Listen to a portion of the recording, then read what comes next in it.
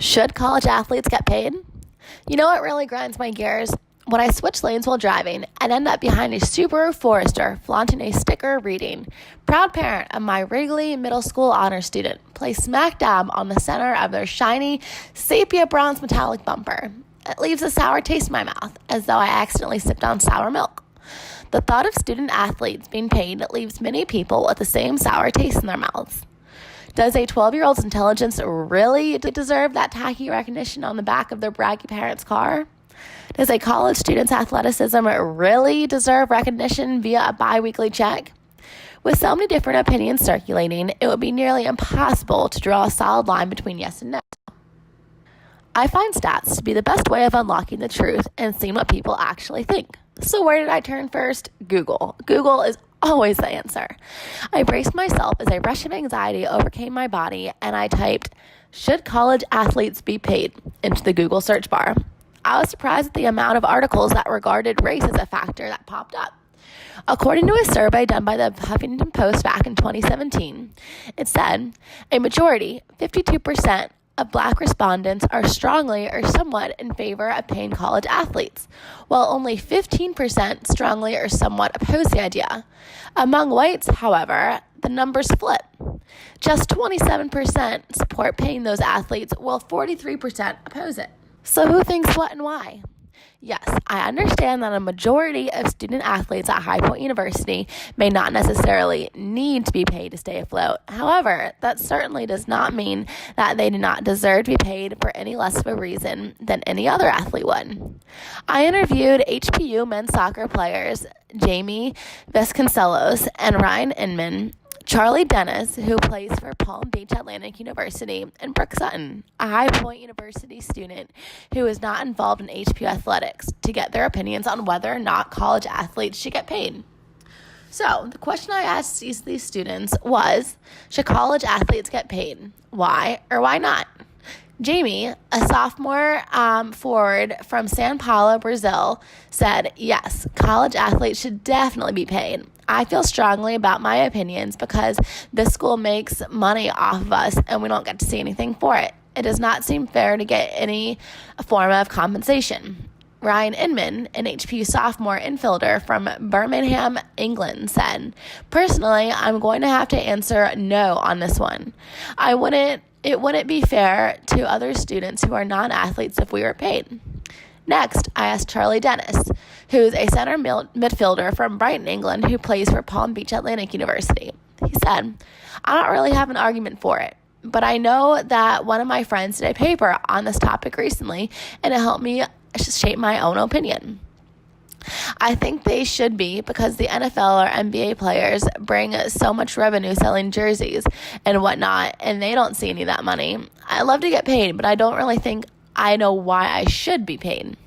Lastly, I asked Brooke Sutton, a regular High Point student. She said, "I don't think athletes should be paid because it's unfair to those that are also as talented, but academically. Students in the honors program or presidential scholars, or even students in clubs that attend national conferences do not get paid for any of their hard work. So why should athletes get a benefit?" After hearing these opinions and compiling up my own research, I made a list of 4 pros and 4 cons to support and reject this idea of student athletes being paid. My first pro is to support their bellies. Shabazz Napier, point guard for the Portland Trail Blazers, was quoted in 2014 while still playing college basketball for UConn saying, "We do have hungry nights that we don't have enough money to get food. Sometimes money is needed. I don't think you should stretch it out to hundreds of thousands of dollars for playing, because a lot of these times these guys don't know how to handle themselves with money. I feel like a student athlete. Sometimes there's hungry nights where I'm not able to eat, but I still got to play up to my capabilities. Yes, most schools have meal plans, and yes, most athletes are compensated for meals while traveling for away games. But has anyone stopped to think that perhaps there should be an athlete meal plan? Instead of being paid directly, extra funds can be put towards a healthier and more fulfilling meal plan constructed by nutritionists to keep athletes full and nourished. Players would be able to actually enjoy a decent meal with no more hungry nights snacking on cheap gas station food snacks. My second pro is players may stay longer. Although this issue is not often brought to the surface, many college athletes come from urban, low-class families and often leave school early because of pressures from home to be the main provider for their family at a young age. If players were paid, they could knock out two birds with one stone and would still be able to pursue an education while taking care of their families back home. This could increase graduation rates, allow hard-o fans to see their favorites mature through college, and give coaches incentive to prep athletes as much as possible for the pros. But then again, this is all very hypothetical.